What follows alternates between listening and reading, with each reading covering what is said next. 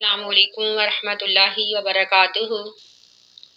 نحمدہ ونصلی علی رسولہ الکریم،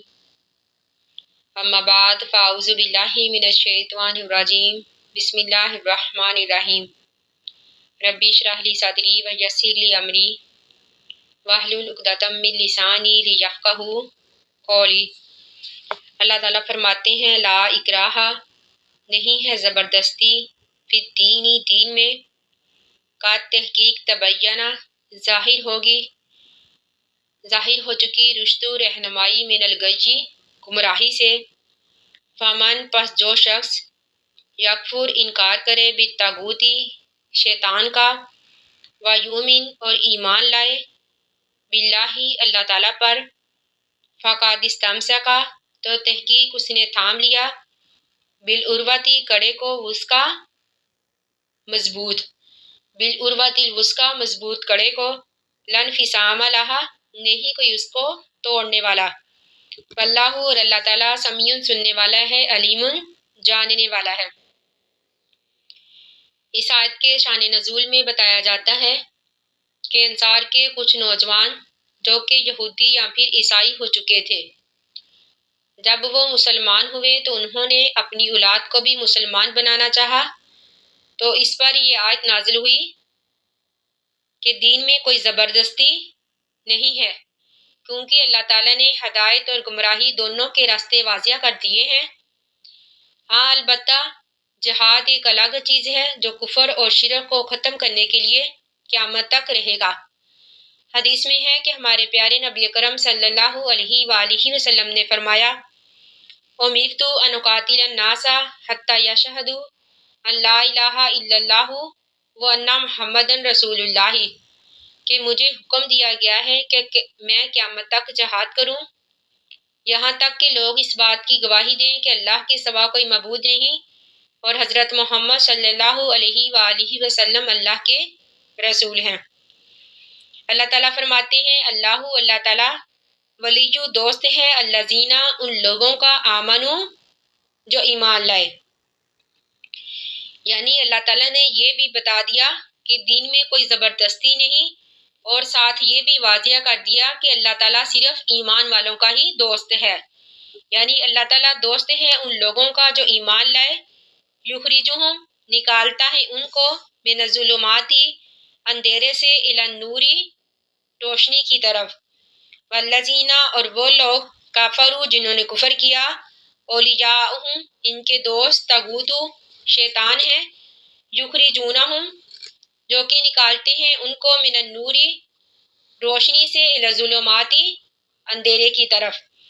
اولئک، یہی وہ لوگ ہیں، اصحاب النار، آگ کے رہنے والے، ہم، وہ، فیہا، اس میں، خالدون، ہمیشہ رہیں گے۔ علم ترا، کیا نہیں دیکھا آپ نے، الی الذی، اس شخص کی طرف، حاجہ، جس نے جھگڑا کیا، ابراہیم علیہ السلام سے، فی ربہ، اس کے رب کے بارے میں۔ اس آیت میں اب ایک اور واقعہ کا بیان ہے۔ جس شخص نے حضرت ابراہیم علیہ السلام سے جھگڑا کیا اس کا نام نمرود تھا،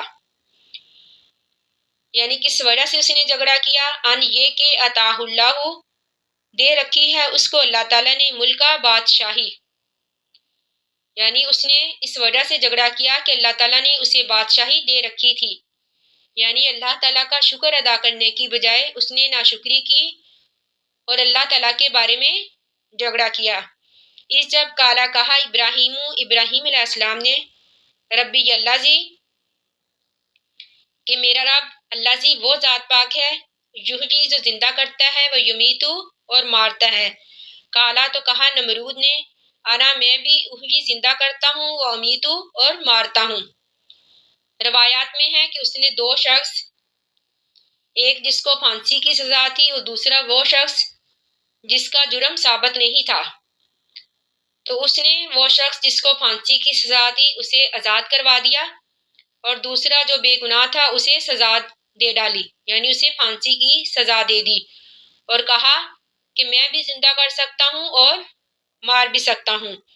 تو پھر حضرت ابراہیم علیہ السلام نے ایک اور دلیل پیش کی، کالا، تو کہا ابراہیم علیہ السلام نے، فَإِنَّ اللَّهَ، پس بے شک اللہ تعالیٰ، یاتی لاتا ہے بشمسی سورج کو من المشرقی مشرق سے، فاتی بیہا تو لے آ اس کو من المغربی مغرب سے، فبوہت الذی پس ہکا بکا رہ گیا الذی وہ شخص کافرا جس نے کفر کیا،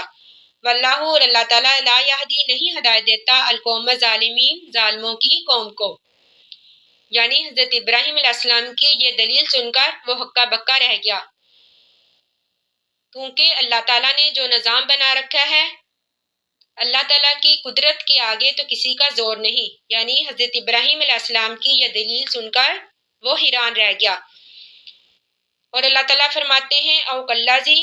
یا اس شخص کی طرف نہیں دیکھا مرہ جو گزرا علی قریۃ ایک بستی پر، وہی خاویۃ اور وہ بستی گری ہوئی تھی علی عروشہا اپنی چھتوں کے بل، کالا تو کہا اس نے۔ اس آیت میں جس شخص کا بیان ہے اس کا نام حضرت عزیر ہے۔ اس کے بارے میں بھی مختلف اقوال ہیں، یعنی اس کے نام کے بارے میں بھی اختلاف ہے، اور صحابہ تابعین کے نزدیک جو نام ہے اس کا نام حضرت عزیر ہے۔ یعنی اللہ تعالیٰ فرماتے ہیں کہ اس شخص کی طرف نہیں دیکھا جو گزرا ایک بستی کے پاس سے اور وہ گری ہوئی تھی اپنی چھتوں کے بل، کالا تو کہا اس شخص نے انا کیسے یحیی زندہ کرے گا ہاذہ اللہ اس بستی کو اللہ تعالیٰ بعد موتیہا بعد اس کے مردہ ہونے کے، فاماتہ اللہ تو اسی کو مار دیا اللہ تعالیٰ نے میات عامین 100 سال، ثم پھر بعثہ زندہ کیا اس کو، کالا تو کہا اللہ تعالیٰ نے کم لبستہ کتنی دیر تو سویا، کالا تو کہا اس شخص نے لبستو سویا میں یومن ایک دن او بعض یومن یا دن کا کچھ حصہ۔ یعنی مفسرین نے لکھا ہے کہ جب یہ شخص مرا تھا تو دن کا کچھ حصہ چڑھا ہوا تھا، جب یہ شخص دوبارہ اٹھا تو ابھی شام نہیں ہوئی تھی، اس لیے اس نے اندازہ لگایا کہ میں دن کا کچھ حصہ یا پھر ایک دن سویا، لیکن اللہ تعالیٰ نے فرمایا کالا تو کہا اللہ تعالیٰ نے بلکہ لبستہ تو سویا میات عامن 100 سال، فانظر پس دیکھ الی طعامی کا اپنے کھانے کی طرف، و شرابی کا اور اپنے پینے کی طرف، لم یتسنہ نہیں وہ گلا سڑا۔